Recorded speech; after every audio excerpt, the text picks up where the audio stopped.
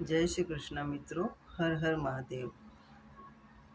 આજે આપણે જોઈશું ભોલે બાબા આપણા જીવનમાં કઈ શુભતા લાવી રહ્યા છે, શું પરિવર્તન આવી રહ્યું છે આપણી લાઈફમાં.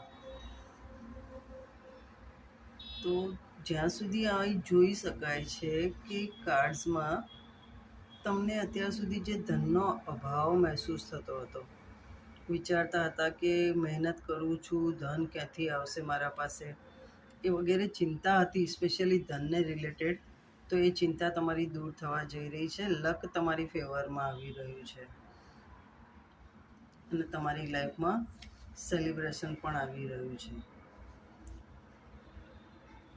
ખૂબ ખૂબ અભિનંદન. શ્રાવણના પાવન તહેવારની આપ સર્વેને ખૂબ ખૂબ શુભેચ્છાઓ. Mahadev bless you all.